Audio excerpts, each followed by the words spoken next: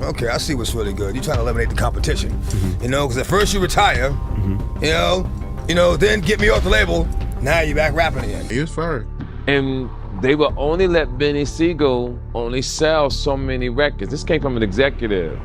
But Benny, you couldn't be bigger than Jay-Z on Jay-Z's label. Everything I've done for you, I have to always have in your back. Why wipe me out? After everything I've done for you, you gonna sit there with a life raft and watch me drown? Welcome back to Juicy Pulse, your daily dose of scandal and glamour. Let's spill the tea on today's biggest celebrity stories. The hip-hop scene just got messy. Beanie Sigel, former Rockefeller heavyweight, has unleashed a wave of jaw-dropping accusations against none other than Jay-Z. In a fiery interview that's blowing up online, Sigel didn't hold back. He spilled some serious tea about what was really going down behind the scenes at the iconic label. And the timing couldn't be worse for Hav. He's already catching heat over his alleged links to some shady industry drama. But this new bombshell? It's throwing his whole legacy into question. Sigel's claims are shaking the table, showing a side of Jay-Z that's miles away from the clean-cut mogul image we've all been fed for years. According to Sigel, Jay wasn't just out here building an empire. He was allegedly plotting the downfall of artists he saw as competition. He was making moves, but not all of them were clean, Sigel hinted. And here's the kicker. He's not the only one talking. Since the interview dropped, other OGs in the game have started chiming in, hinting that Jay's polished public persona might be hiding some dark secrets. Insiders are whispering that people have tried to bury this story before it caught fire. But Sigel? He's not staying quiet. He's got nothing to lose and everything to expose. With more voices stepping into the spotlight, this saga is heating up fast. And it's looking like one of hip-hop's dirtiest secrets is finally about to come to light. New layers of drama just dropped in the ongoing music industry shakeup. Beanie Sigel is now backing up some explosive claims made by Dame Dash, and it's getting spicy. Last month, Dame spoke out in a raw conversation, exposing what he called behind-the-scenes sabotage aimed at up-and-coming talent under the Rockefeller umbrella. Dame didn't hold back. He said he saw Sigel as the future, the one who could carry the empire forward. But that vision crumbled, thanks to what he described as strategic blockages and shady moves coming from the top.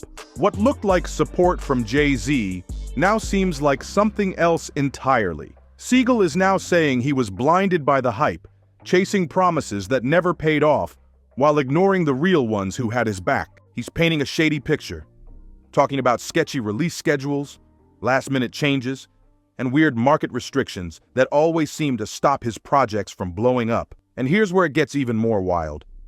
Insiders are pointing out a strange pattern.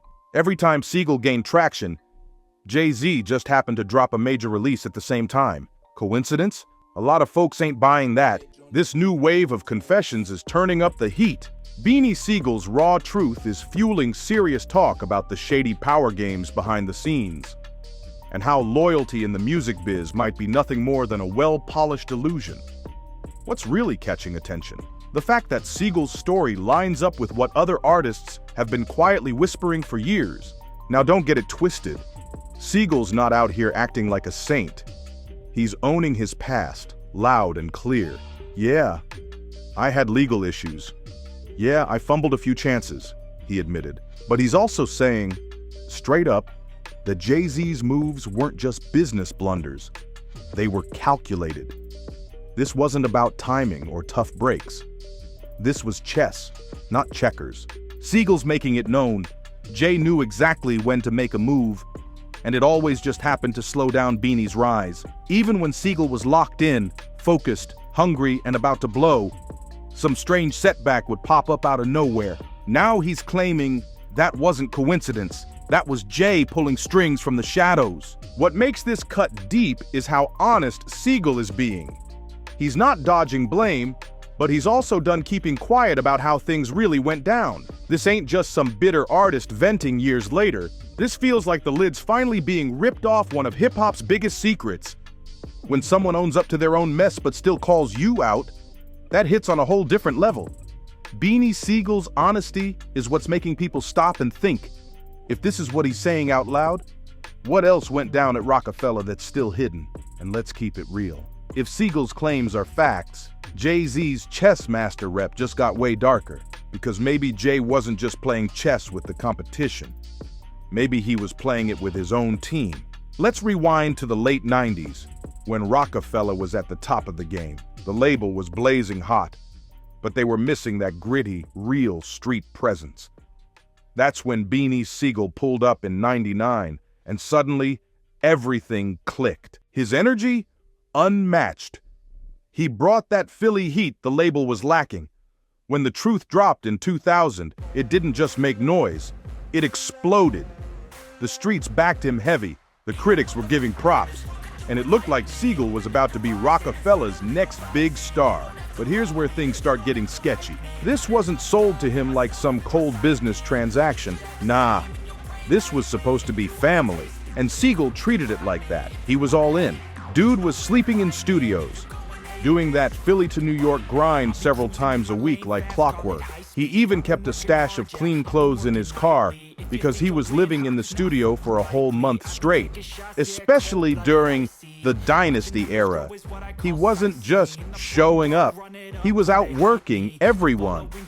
But now, hearing all this behind-the-scenes drama, it's got people questioning if all that hard work was being undercut from the inside by someone he thought was in his corner. Every time Jay dropped a verse, Beanie Sigel was right there, pen in hand, locked in, adding bars, building the vision. Back then, young Sigel thought he'd finally found his people, a crew that had his back. And when he talks about those early Rockefeller days now, you can feel it in his voice. He truly believed in that brotherhood with Jay-Z. To him, Jay wasn't just a boss. He was a real one, someone who'd ride with him no matter what. But looking back, that blind faith might have been the move that hurt him most. Sigel talks about those years with a mix of pride and pain. It's deep. Coming out of South Philly, where trust was rare and betrayal came fast, he thought he'd found something solid, something real. He used to say, "This is the first honest thing I've ever been part of." And he meant that. The way he says it now, it hits like a gut punch. Because where he came from, the game was cutthroat. Folks would pray beside you one day, then snake you the next. Loyalty was a ghost, hard to find and easy to fake. So when Sigel linked up with Rockefeller, it wasn't just a label to him, it was La Familia. He held on to that connection like a lifeline. It wasn't about contracts or charts. This was music, brotherhood, purpose, and survival, all rolled into one. And now, with everything that's coming to light, it feels like that trust might have been built on shaky ground the whole time. He wasn't out here thinking about contracts or climbing the industry ladder. In his head, Beanie Sigel had found his tribe. "They got me," he'd say, thinking all he had to do was focus on the music while they handled the rest. And for a minute, it looked like that dream was coming true. Early 2000s, Sigel was on fire. State Property wasn't just a rap group, it was turning into a whole movement. Clothing line? Check. Movies? Check. Legacy in the making. He was helping build an empire bigger than himself. But then, boom, 2004 hits, and everything starts falling apart. The tension between Jay-Z and Dame Dash hit a boiling point, and there's Sigel, stuck dead in the middle, a man who believed in loyalty. Standing there while the family he trusted started tearing itself to pieces. That right there, that's what it means to be caught between a rock and a hard place. Then things get real. The feds come knocking, and Sigel's world starts crashing. We're talking serious charges, facing decades behind bars. Prosecutors threw him an insane deal, 18 to 36 years. Let that sink in, 18 to 36 years. Of course, he turned that down. Who wouldn't? But here's where the pain really hits. While Sigel's in court, fighting for his life, the same crew he helped build is out on tour, making moves without him. He's hearing character witnesses in the courtroom. Dame speaking up, others too. But that spotlight he once had, gone, just like that. And the worst part? It all unfolded while he was stuck in a courtroom, watching the life he gave everything for slip through his fingers. Even Jay had some kind words to say in court. For a moment, it looked promising, like things might finally turn around. The judge was actually considering letting Beanie Sigel out on monitoring. It was right there, within reach. But then came the moment that flipped everything upside down.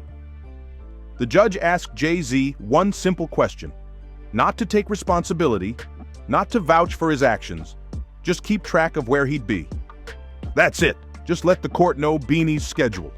After all that talk about loyalty, after everything they built side by side, Jay looked down and said no. Hearing Sigel retell that moment, man, it cuts deep. You can still hear the pain in his voice. "I've never been crushed like that," he said. "Imagine that, sitting in a courtroom, chained up, looking at someone you called family, someone you went to war for, someone you would have done anything for, and they couldn't even do this one simple thing for you." That moment wasn't just a no. It was the shattering of a bond. That was the second the whole La Familia dream came crashing down. Because while Sigel was locked up, still trying to handle business, still holding on to that loyalty, Jay had already let go. Picture it. You're facing 40 years. Your freedom's hanging by a thread, and the one person you thought would ride for you can't even stand up. Sigel's mind was racing. All he could think was, if the roles were flipped, I wouldn't even hesitate. I'd help my brother out, no question. That no wasn't just silence. It was a betrayal that echoed louder than anything else in that courtroom. That's just who Beanie Sigel was. Ride or die. No questions asked. Meanwhile, Dame Dash was out here proving what real loyalty looks like. We're talking 5 a.m. flat tires, still making it to court, doing whatever it took to stand by his guy. "He's our brother," Dame would say. And you could tell he meant every word. That wasn't for show. That was solidarity. But Jay was busy crafting his big industry exit, plotting his retirement, dropping the Black Album, moving chess pieces while the man he called brother was fighting for his freedom. The difference between the two couldn't be more obvious. Then 2005 hits, and Sigel drops The Becoming, an album full of fire, recorded while he's battling the biggest legal fight of his life. But guess what? No real support in sight. Instead of backing him, stories start leaking, artists barely scraping by, splitting $1,250 between them for shows, while the so-called big homies are out here stacking major checks. That stings. By 2009, all that built-up pain and betrayal couldn't stay bottled any longer. Sigel unleashes What You Talking About, but this wasn't some random diss track. Nah, this was years of pain, stacked verse by verse. It was betrayal, disappointment, and heartbreak spitting through the speakers. The streets could feel it. This wasn't just rap, it was real life. People watched this whole saga unfold and saw what loyalty really meant in this game. Dame pulling up to court day after day, flat tire or not. Jay couldn't even co-sign a location. That right there says it all. And just when it seemed like things couldn't get crazier, Powerhouse happened. And trust, it got wild. Next thing you know, Beanie Sigel finds out there's a whole newspaper article painting him as some kind of threat to Jay-Z. The Philadelphia Daily News reported that Jay was getting into it with security because they were apparently scared Beanie might retaliate. The wildest part? Sigel wasn't even there that night. Like, seriously. Imagine that. Police dogs on site, extra guards posted up, the whole venue on edge. Because of a rumor. Inside sources claimed Sigel was a danger, and that was enough to spark a full-blown security lockdown. Even boxing champ Bernard Hopkins, who was in the building, confirmed the extra measures were real. That ain't hearsay. It's documented right there on allhiphop.com. But it doesn't stop there. A little while later, Sigel pulls up to another event, and here comes Bleak and Jay's crew, rolling deep with 5 bodyguards. They start trying to pressure Sigel to go talk to Jay in the back. But Sigel ain't new to this. He's not walking into a room full of security by himself. That's a setup waiting to happen. He shut it down on the spot, looked them dead in the face and said, "Big homie, don't big homie me." That line hit like a brick. He knew the energy was off, and he wasn't falling for it. Now here's where it gets real interesting. When Jay was asked about all this chaos in an interview, people expected a real answer, something honest. But instead of addressing any of it, he just brushed Sigel off. Tried to play it like Beanie was just another bitter artist talking nonsense. No explanation, no accountability, just a cold shoulder, like none of it ever happened. Jay-Z's big defense? But Beanie had 2 Bentleys. Seriously? That's the comeback? Meanwhile, Sigel's out here with receipts, newspaper articles, eyewitness accounts, dates, real events. And Jay's response is basically, "But I bought him some flashy cars." That's like someone accusing you of betrayal, and all you can say is, "But I gave you cool birthday gifts." Weak. Then Jay starts rattling off numbers. 800,000 records sold. Like that's supposed to erase everything. He tries to paint it like Sigel should just be grateful, but that's classic deflection. Instead of facing the real issue, he's just tossing out stats and dollar signs, hoping people get distracted. He goes on, listing all the things he gave Sigel: a record deal, a label, a clothing line. But here's the thing. He's missing the entire point. It's not about what was handed out up front. It's about what got taken away behind the scenes. It's about the manipulation, the silence when it mattered most, the strategic plays that slowed Sigel's momentum. This whole mess shines a light on how shallow some of these industry relationships really are. Jay thought throwing Bentleys around would buy loyalty. But Sigel, he wasn't in it for the cars. He was looking for something real. Brotherhood, loyalty, principles. And this right here, it's a textbook case of money versus morals. One man was chasing something deeper. The other thought cash and clout were enough. And what's wild is, Jay's still got fans so wrapped around his image that they're defending him without even asking the hard questions.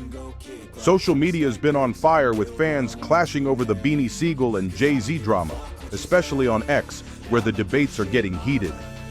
One user fired off, "These guys get on interviews and start lying, and nobody ever checks them."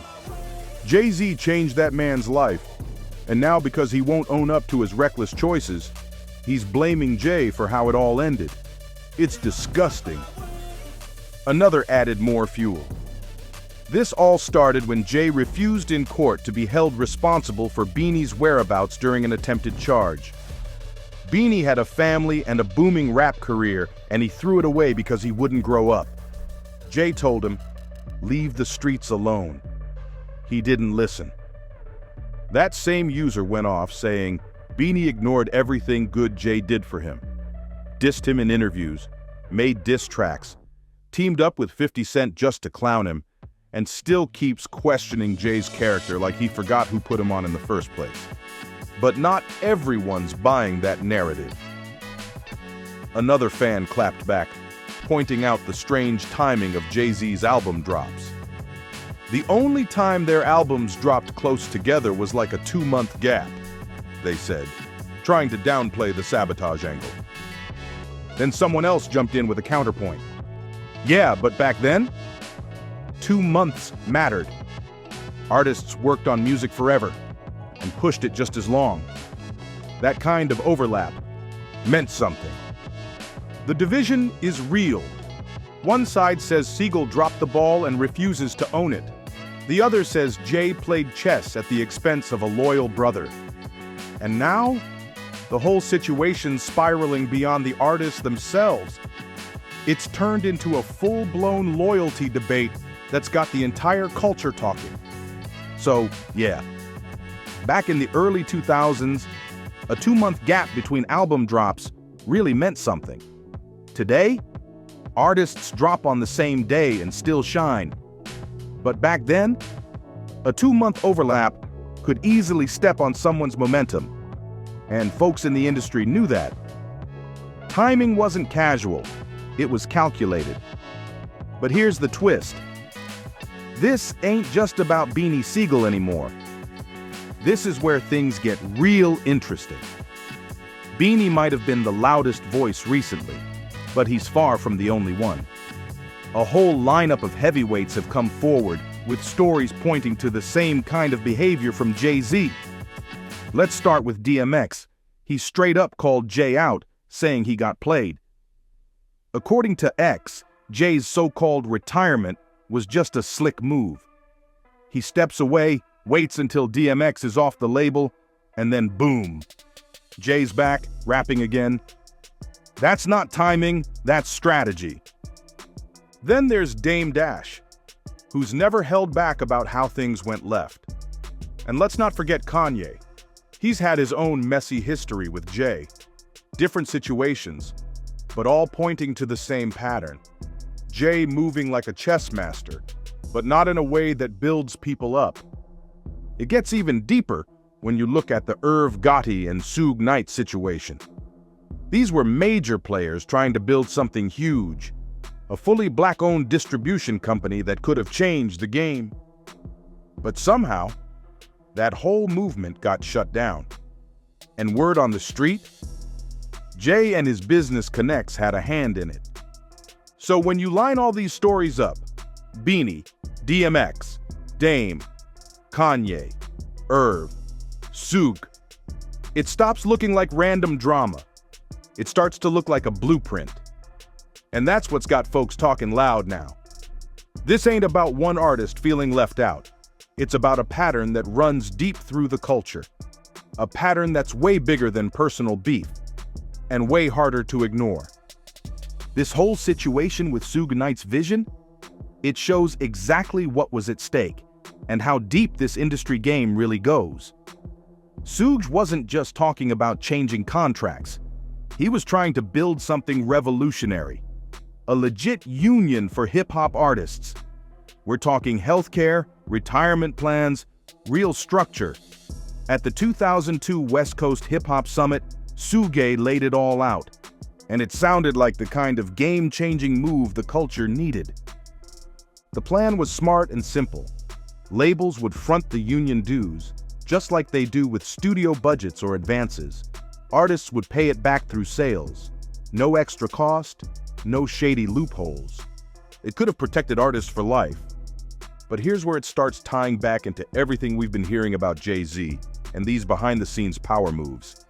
Because while most industry vets were backing Suge's idea, two major players weren't rocking with it at all. And guess what? It's the same names that keep popping up in stories about artist suppression and silent sabotage. Now here's where it gets wild. Rumors started swirling about possible connections to the feds. Word on the street is Jay-Z and Diddy may have used their alleged government ties to shut down the union plan before it could gain momentum.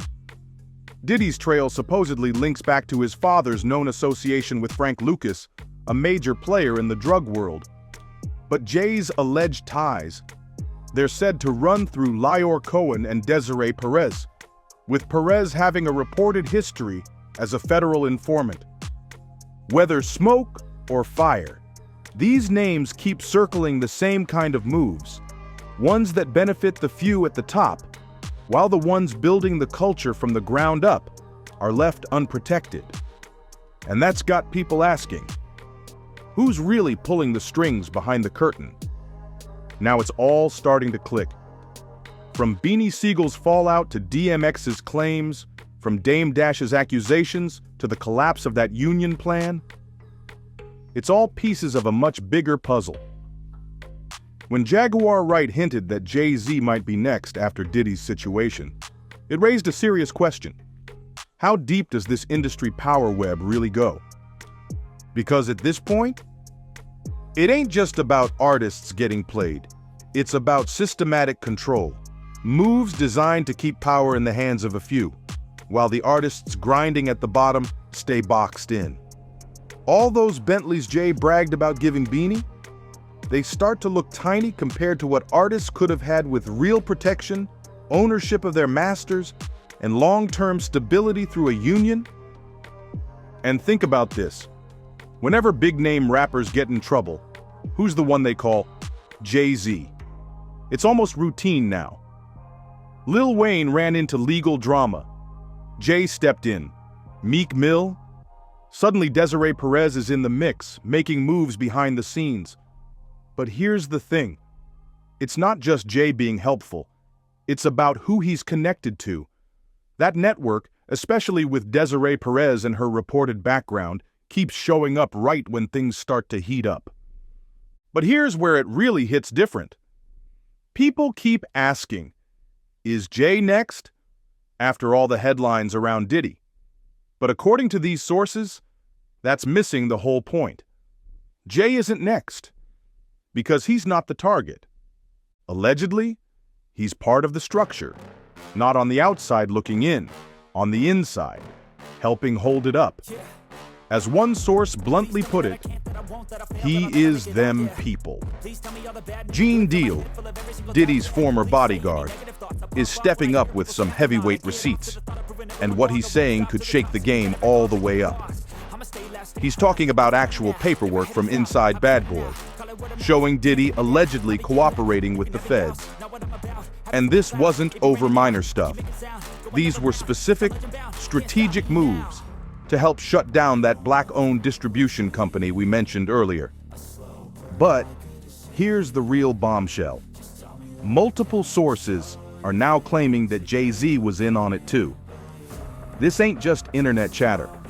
These accounts are starting to align with whispers that insiders have been dropping for years. It's like all the puzzle pieces are finally snapping into place, and what they reveal is bigger than anyone thought. According to these insiders, this wasn't just about blocking a few artists. They're saying these moves crippled an entire region. That's right. This might be the reason New York rap lost its grip on the culture. From Beanie's slow fade, to DMX's fallouts, to that union plan being crushed before it ever had a chance. Every thread leads back to power, plays behind the scenes. And when you see it all laid out like this, that 2 Bentley comment Jay made about Beanie starts to sound real cold. Maybe it was never about cars or even record deals. Maybe it was about keeping control, protecting a system that gave power to a select few while keeping everyone else in check. Because if what these sources are saying holds weight, Jay's actions go way deeper than just his time with Rockefeller. This might not be about old beef at all. It might be about a blueprint that's been running quietly in the background for decades. Even Kanye West, the man once seen as Jay-Z's protege, his little brother in the game, ended up in the crosshairs. And we're not talking about just any artist here. This is Kanye, one of the biggest names in music history, openly suggesting that Jay might have him taken out. That's not just beef. That's serious. And it gets wilder. When Kanye dropped those shocking claims, calling Jay and Beyoncé industry puppets, it hit different. Remember earlier when we talked about Jay being them people? Well, Kanye basically confirmed what a lot of folks have been hinting at, that there's a control system in place, and Jay might not just be part of it. He might be benefiting from it. Then there's that whole Super Bowl halftime drama involving 50 Cent, the way that went down. It spoke volumes. Word is, Eminem had to force Jay's hand. He reportedly told the NFL he wouldn't perform unless 50 was included. Just think about that. It took another superstar standing his ground to break through what many believe were Jay's behind-the-scenes blocking moves. And here's the part that's got people scratching their heads. Why? 50 Cent said it best. Jay's already won. He's got the legacy, the money, the billionaire status, the respect. So why, allegedly, is he still trying to keep others from rising? It's like the Beanie Sigel situation all over again, just on a bigger, more public scale. From Beanie to Kanye, from Dame to 50, the pattern's right there. And the more it happens, the harder it is to write it off as coincidence. This ain't just drama. It's looking like a long-running strategy. Different artists, different eras, but the same exact problem keeps showing up. At this point, it's looking way less like coincidence and more like a calculated system built to keep control locked in tight. 50 Cent exposed something strange during the Super Bowl situation that pulled back the curtain even more.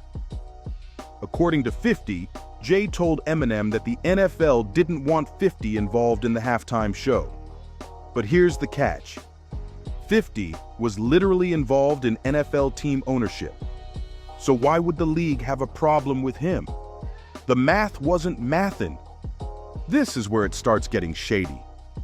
Jay-Z, the so-called elder statesman of hip-hop, allegedly playing industry games with Dr. Dre and Eminem behind the scenes, trying to keep 50 out of the spotlight.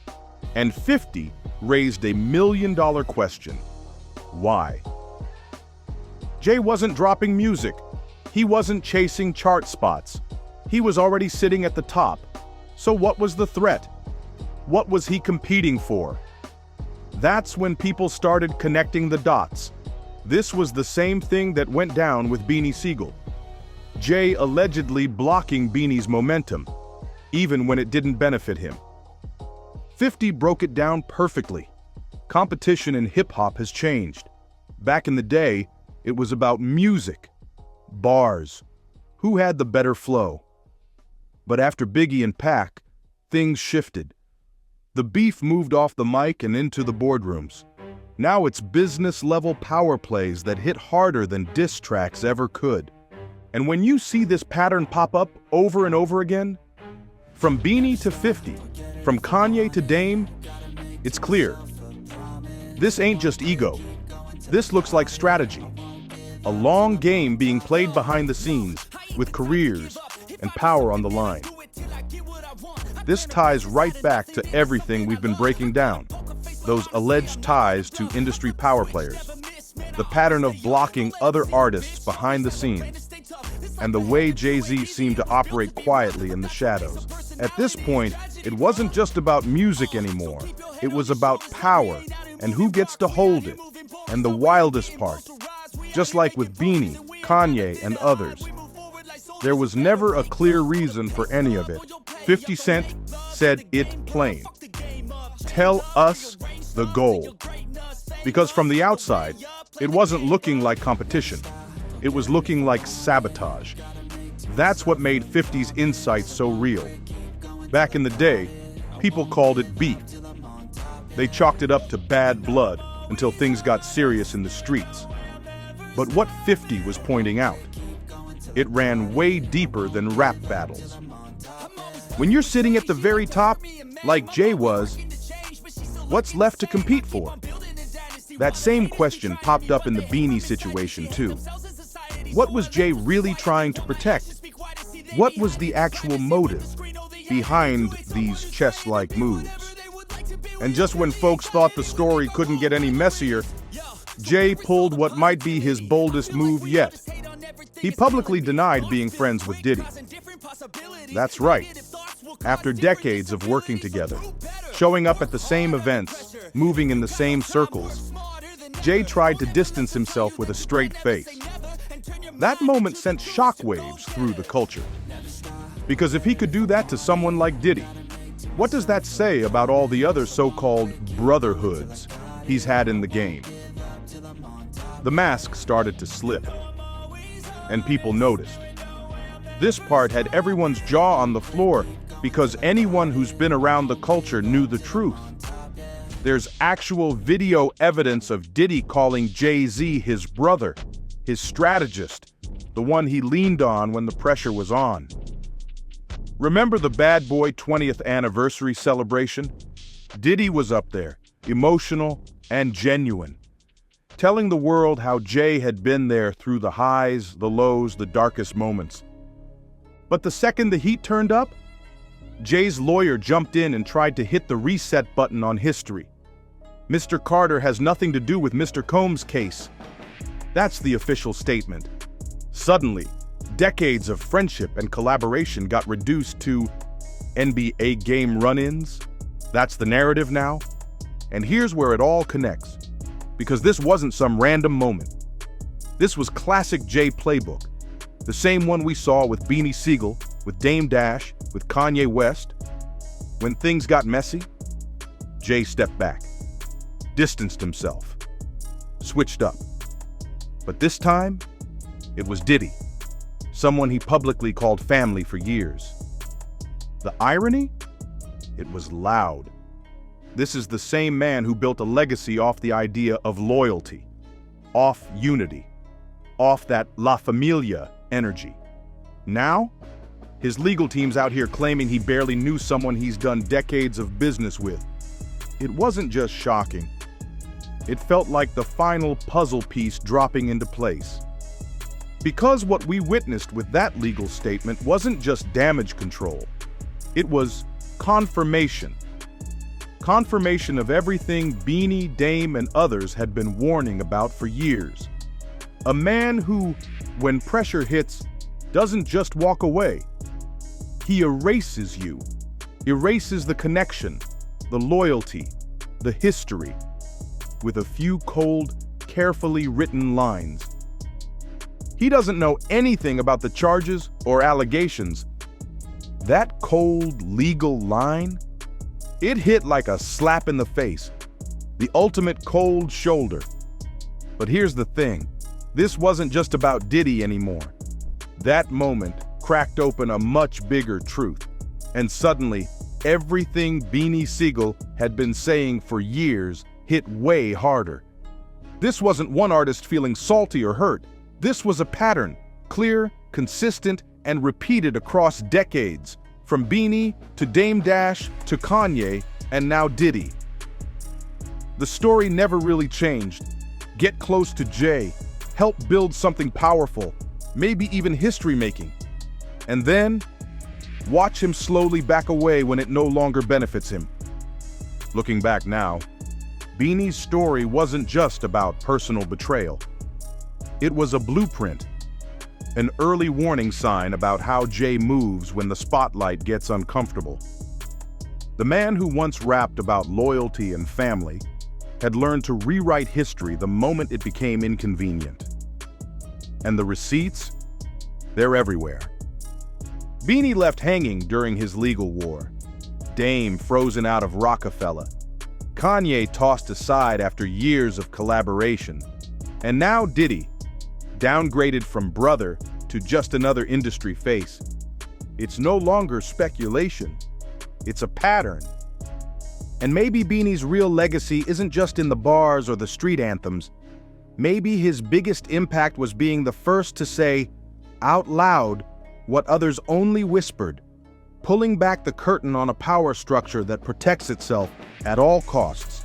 Now, with the stakes higher than ever, that same silent strategy seems to be spreading even further.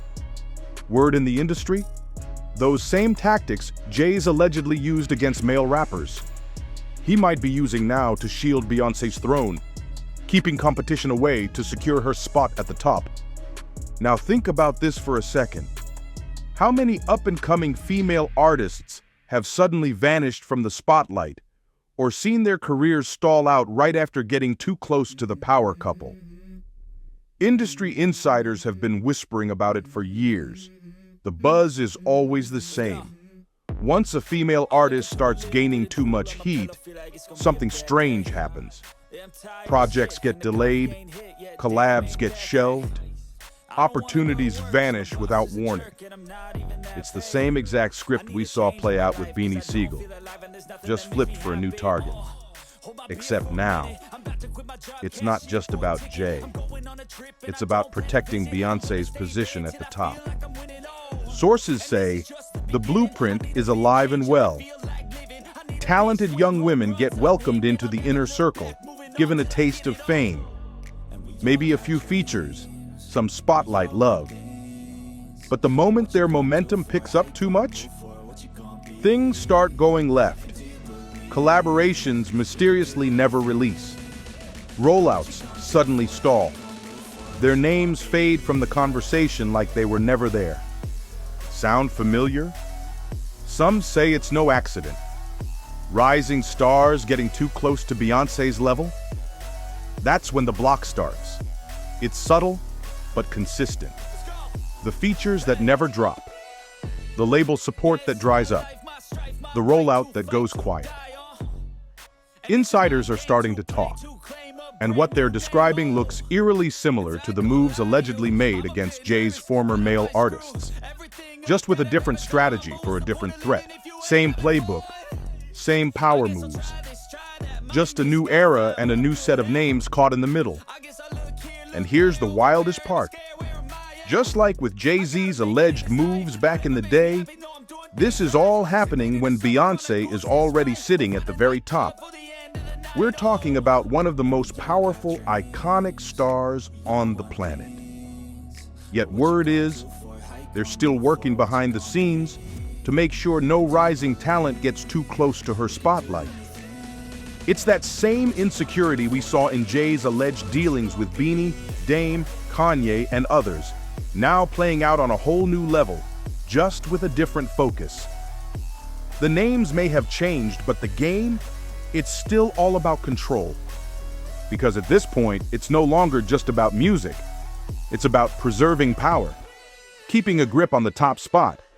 Not just for Jay, but for Beyoncé too. The industry's evolved, but the strategy? Still the same. Strategic silence, sudden delays, career stalls, quiet blockades. Let me know your thoughts in the comments below. And if you enjoyed this video, don't forget to like, subscribe, and share to stay in the loop with all the latest tea. Hit that notification bell so you never miss an update, and I'll catch you in the next video.